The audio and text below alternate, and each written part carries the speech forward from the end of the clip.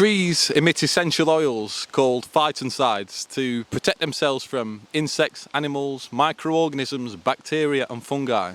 So these phytoncides are volatile compounds, meaning that they turn from liquid to gas at room temperature, and therefore they are found hanging in the air around trees, which us humans can breathe in. So there are many different types of these phytoncides, which we distinguish as individual terpenes. The most notable terpenes include D-limonene, alpha-pine and beta-pinene, all of which are aromatic fragrances which, when inhaled, travel directly to the part of the brain which processes emotion, which can trigger emotional responses in people, being the basis of aromatherapy. Interestingly, the inhalation of these phytoncides and the individual terpenes has been found to be responsible for a range of physiologically protective qualities in humans when we inhale them and have them circulating in our bodies. But even more profound is that the inhalation of these phytoncides has been proven to cause an increase in natural killer cells and natural killer cell activity with the expression of anti-cancer proteins.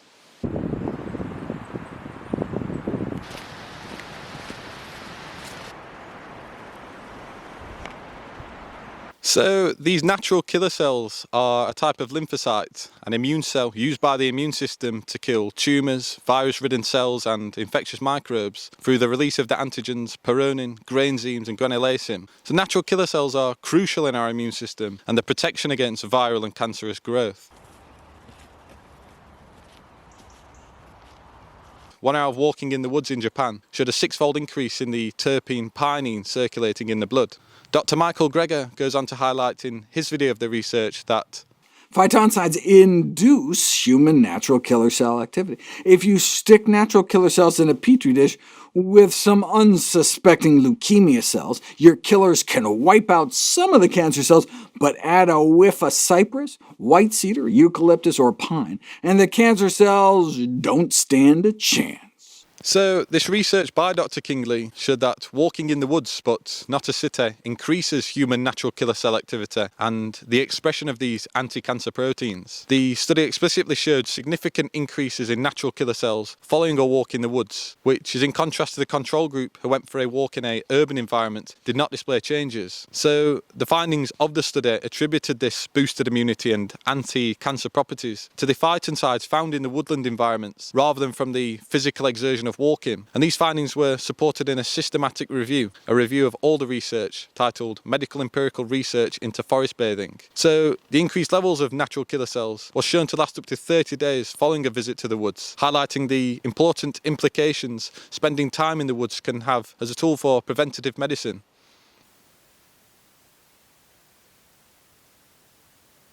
So in summary, trees use phytoncides as part of their immune system to protect themselves from predators. But it does appear that us humans may commandeer these compounds as part of our own immune system, highlighting our interconnectedness to the nature around us and its medicinal properties.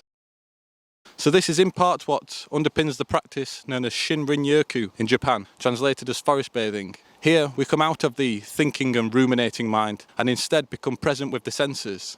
The idea is to stimulate all 5 senses while in the woods. So you can see green color. This is a visual sense. The visual sense. Yeah. Okay. Another sense is the olfactor. So maybe you can feel some good smell. Another you can hear some the singing of the birds. So you also can touch. For example, you touch the tree. So the 5 senses. So you are in the forest. This whole body can touch the nature, take all the atmosphere of the forest. And so you can drop out of that sort of cerebral world and drop into the sensory world. Again, there are many proven physical changes that occur in humans following a visit to the woods. So we see a reduction in the stress hormones, cortisol and adrenaline, and a significant decrease in blood pressure. Forest therapy reduces blood pressure. This is before the forest bathing. This is after the forest bathing. Okay. So this is a big difference. This is about 7 or 8 if you take medicine. If the medicine can reduce the blood pressure about 7 or 8, it's very good medicine. But you don't take medicine, just visit the forest. You can get the almost the same result. Yeah, as result. blood pressure medication. Same effect. The forest is giving you the same effect as blood pressure. So it's free. It's free. It's free. Yeah. So So, guided forest bathing and other similar practices have been so effective that they are now recognised as a clinical therapy in countries including Japan, Canada, New Zealand, Finland and South Korea. The UK has begun studies into forest bathing with positive findings thus far, with GPs now being urged to make guided forest bathing available for prescription with the NHS.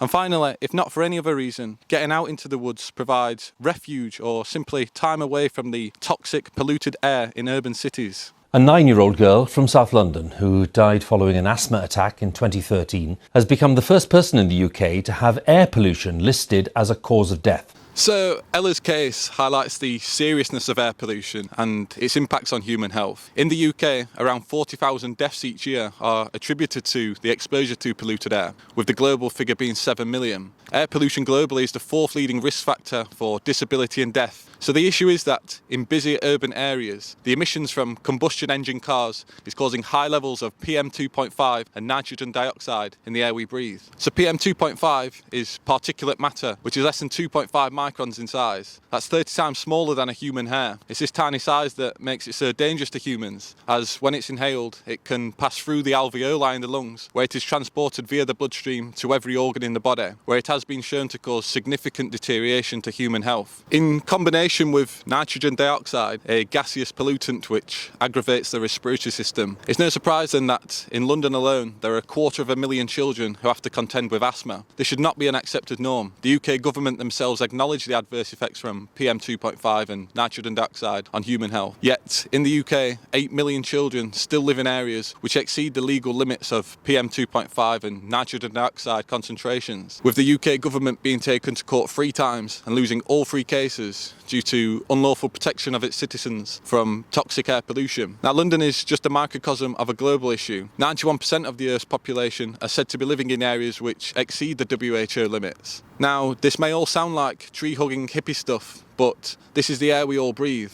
yourself and your loved ones, and it has been shown to unequivocally negatively impact human health.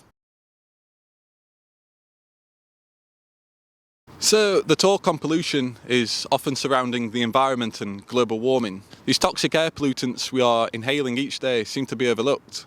So, Ella's Law is a campaign by the mother of Elu Adu Kisidebra, who is campaigning to make clean air a human right by 2030. Unless things are in legislation, not a lot happens. It is our right to breathe clean air, and it is government's duty to clean up the air. It needs to be enshrined explicitly in UK law. What Ella's Law will entail is that the UK targets are in line with WHO targets. Currently they are not. So there are initiatives in place, such as clean air zones, and possible solutions put forth include biofilters, such as moss walls used on buildings and motorways. Moss eats pollution. It sticks to its tiny leaves. It's absorbed, digested, and then is turned into more moss.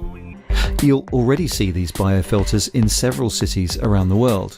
And man-made filters being used in urban areas. 细粒子的，就是 PM2.5，全部过滤到这个上面。